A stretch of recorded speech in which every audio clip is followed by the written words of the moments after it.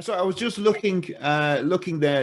In Australia, there's a huge amount of really good effects builders, boutique builders. One in particular is Doomsday Effects. We'll give them a shout out. They've got some fantastic guitar effects that you might be interested in.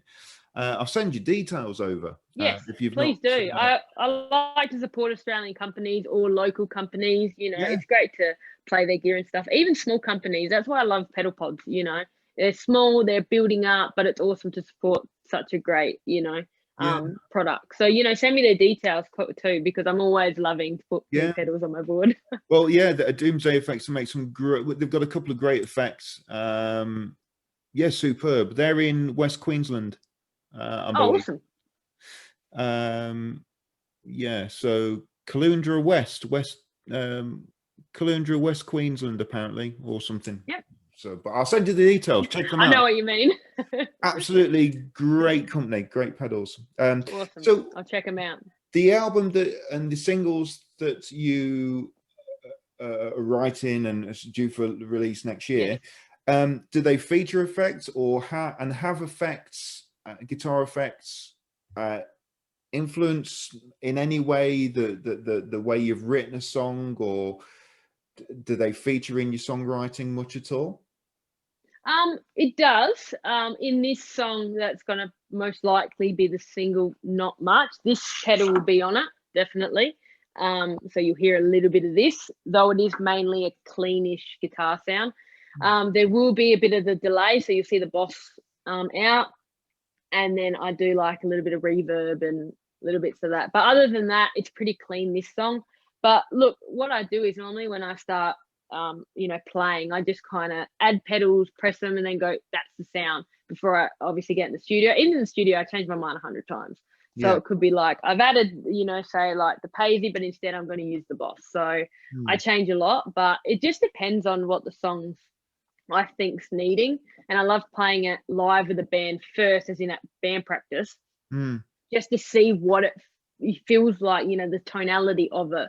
So basically what I do, once the song's written and actually done, once we get to rehearsal and the song's pretty well like polished, then I start to mess around with my effects and go, what's going to make this song sound really good and what's going to highlight the guitar.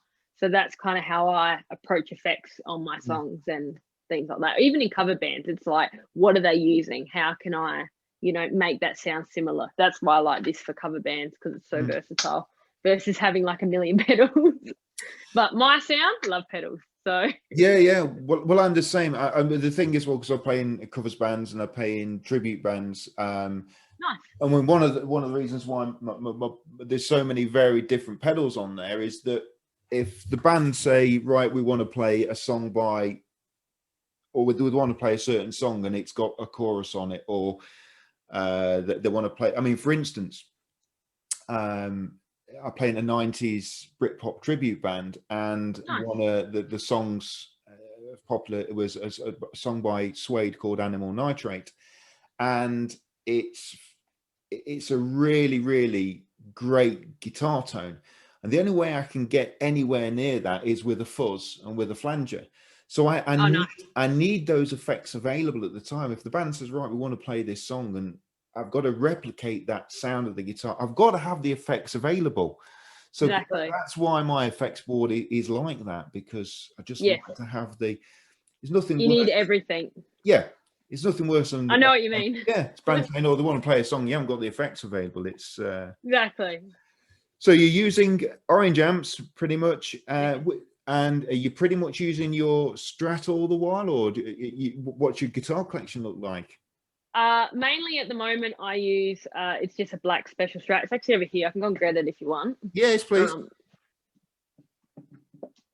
So it's just a basic. It's actually the special. So it's got obviously the 70th headstock. So it's USA. I mainly use this on stage. This is my main workhorse. It's all stock, so I haven't changed anything on it, but I am running 10s on the strings. Yeah. I've always ran 10s even since a kid. I always felt like I could snap 9s when I bend. I'm very heavy when I play. I kind of really press hard and get in there. I'm the same. Yeah. So I'm basically, quite a heavy-handed player. Me too. So like, you know, and I do obviously snap strings here and there, but on tens I feel like they last way longer. Yeah. But yeah, so this is the main workhorse that I use. I do have a few other guitars. And that's I saw that's a humbucker single coil. HSS, yes. Yeah. Yeah. I've actually got one pretty well the same, but in sunburst. I bought it like secondhand because, you know, that guitar is just a freak when you play it, and everyone who plays it, they're always trying to buy it. So I bought the same one pretty well, just a different color because it come up for sale. HSS, same thing, pretty well. But I've got another 2 strats. Yeah. So I own 4 strats. So I've got 2 that are just single coils, but one's maple neck and one's rosewood. I do prefer rosewood necks though. I've got a few guitars though, a few to name. I've got a. Every time we're so similar. I mean, I prefer rosewood necks myself. I love rosewood, yeah. And the strats. Well, this is it's a Strat copy. It was built for me in 2016. Lovely. But it's a single coil. But on the on that pot there, it's got a passive pull out, which it's got a system in it called a Rothwell hot little knob. And I'll say it again, I'll send you the details. You might find it of interest.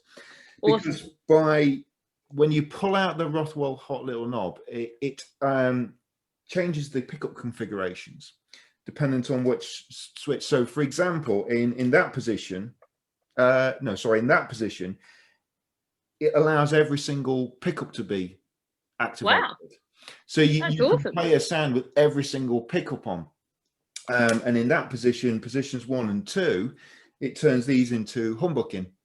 So you get so much versatility. You still get that HSS kind of configuration. Exactly, yeah. And then you can just switch it off. It's completely switched off, and then you just get the true single coil. Normal. I'll send you the details. That's sick. Yeah, send me the details for that. That sounds awesome. It does. There's not a lot of, for the person that's installing it, there's not a huge amount of work to be done. So I'll send you the details. I think definitely do. Like so yeah. Sorry, you were saying you've got a few other guitars and stuff. I do. And you prefer rosewood necks, rosewood boards. I do prefer rosewood. Yeah, I've got a telly though, so I've got an American. It's a what is it called again? A 60th anniversary telly, I think it is. Yeah. I don't know. It's in storage. Okay. I think it's that. I'll send you a photo of it. And then you'll know. So that one's all maple. So that one's just obviously normal telly. I wanted a telly, so I bought it. Doesn't get used very much. I do use it on some songs for recordings because obviously I need that country twang. I'll pull that out. Though in something like that, I do like my maple neck Strat. Yeah. Though I love my rosewood, obviously. Yeah. But I got other guitars. So I've got a Gibson Les Paul Custom. So I bought one of them. I've got an Ibanez Gem. Yeah. So I've got the 7V, the made in Japan one. I only bought that recently because I heard that they weren't making them anymore. So I went, I want one. I'm going to buy one. So I did. Yeah. You know, I've got a PRS. Don't really use that. It's a great guitar though, but I just find myself always going for that Strat. Yeah. And everyone's like, you've got other guitars, use them. I'm like, sorry, that one always uses. I've got in that case there, I've got it's just like a Takamine. It's nothing special. Great guitar. That's really it for like, as in high, say, end guitars. Other than that, I've got like a Chinese telly, which is the Modern Players series. So very versatile. That's what I like about it. I actually just went into a music store, played it, liked it, bought it then and there. I have played it a fair bit, but like I said, I'm always going for that Strat that I saw. Other than that, I haven't really got a lot, but you know, that's just good. I just like to have the guitars that I can use generally.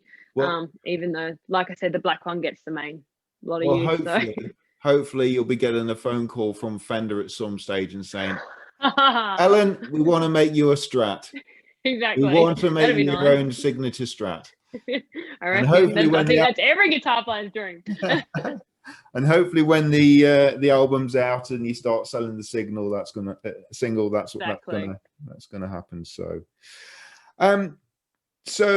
what music are you listening to today? You mentioned Richie Sambora and people Yep. sort of, you know, when you first started out and stuff like Yep. that. Are you still listening to those people, or is there any sort of new music that you're listening to today? Is there any new artists that you've stumbled across that we might want to have a listen to? Well, at the moment, I'm actually listening to a lot of different genres. So, like, but at like current moment, I've actually been going back and listening to Matchbox 20. So I've been getting into their stuff again because I love when we started playing their stuff in a cover band, and it just got me reintroduced. That is another one of the bands that my dad got me into as a young age. I forgot to mention them. And it was like, you know, you start listening to Unwell, 3 a.m., Push, and you go, wow, these are so good songs. But lately, I've been listening to a lot of Luke Combs. I love Brad Paisley, Carrie Underwood, you know, just people like that. But then I listen to Australian artists. Like there's an Australian artist called Jessica Mauboy. She's a great singer. Though she's more pop, I like her just for, like, you know, when you go for a walk or you're just listening around the house. I do listen to people like Delta Goodrem and obviously Keith Urban. Listen to a lot of him. You know, love people like, you know, Guns N' Roses. You got your Beatles, Elvis. Listen to a lot of Elvis. Just, you know, in general, I listen to a lot of music, and, you know, obviously the more I hear, the more I want to play it and things like that. So, yeah. Excellent. And finally, I mean, you mentioned your cover band a few times. Do you want to give them a plug?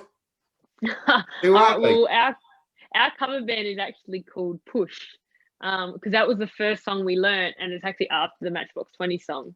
And we just sat there and we were all going, what are we going to name this band? And no one had ideas. And then the singer come out and went, we're going to name it Push. And we went, everyone agree? Yep. Done. So Push it becomes. And my dad is actually the drummer of that band, which is good. So he basically created it, and then I obviously slotted in. And then we got a singer, bass player, and then we started playing, you know, gigs all over Adelaide. Like we were probably playing, you know, 3 to 4 gigs a month just with that. So it was keeping me busy. But it was good. You know, we play more just pub rock. Like, you know, our singer could sing stuff like AC/DC, and, you know, we were doing stuff like the song Ballroom Blitz and all these songs that people just love.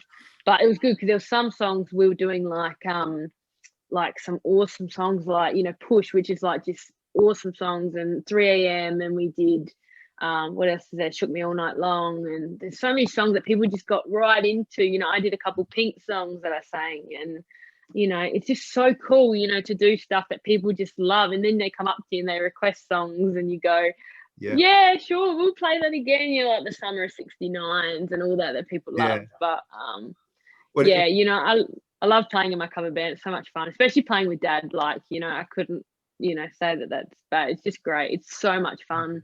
You know, I've actually, you know, who can say really that they get to play with one of their family members? So I'm blessed for that to be a part of my band, which is great. It must be something for your dad as well. He must be proud as Yes. just, you know, he must be beaming from ear to ear, you know. I reckon sometimes he shines on the drums more than me. No, I'm joking.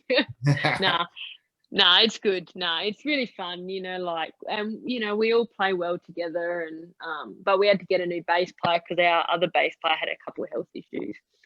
So we got a new bass player, and it just, you know, we're doing well, but obviously with COVID it was a bit hard. But you know, when COVID's gone, hopefully we can start playing gigs again, because like I said, I enjoy playing with Dad and just playing music in general. So yeah. And do you have it just made me kind of the thoughts just kind of made me giggle, is that, well, if you play in any sort of venues and things like that, because of course you've been on stage with Keith Urban, then you can obviously demand maybe a little bit more of the fee, or a bit of a better dressing room and things like that. Do you get a little bit diverish? No, I'm like one of these people who's like really easy to please. So it's like, yeah, no worries. Like obviously when they were trying to find me a dressing room and stuff in Brisbane, I was like, it's okay, relax, I'm fine, relax, it's all good, you know, like. So no, what we do, we just basically, we're pretty good, we're all even, you know, we all respect each other, and you know, overall it's good. You know, I don't really want to be that person who just goes, oh, I've played with Keith Urban, you know, I don't consider myself obviously, you know, bigger or better than anyone else, because at the end of the day we're all the same, you know, we all play music, we're here to have fun, and let's just do it. So yeah, I'm not too fast. The pay's a second for me. I'd rather just play, you know, it's just the fun of playing. Yeah. So yeah. It So no diva. No. it just made me giggle. So look, Ellen. Sometimes no. Ellen, look, it has been an absolute pleasure talking to you. Thank you so much. And some of the stuff you mentioned were so like-minded in a lot of the effects and amps, and even back down to Rosewood Yes. fingerboards. We're so similar. Very similar we are, hey. Yeah, absolutely. So look, thank you so much. Have you got a busy week ahead, or what are your plans for the rest of the week? Well, at the moment, I've actually got a pretty quiet week, so I'll just do a bit of practicing and obviously a bit of work for the recording and things like that. But that's about it. But thank you so much for having me. I really appreciate you asking me to be on the show. You know, it's really good. And, you know, if anyone has any questions or you ever want anything from me, or let me know. So I'm pretty easy. Thank you so much. And maybe we can touch base next year.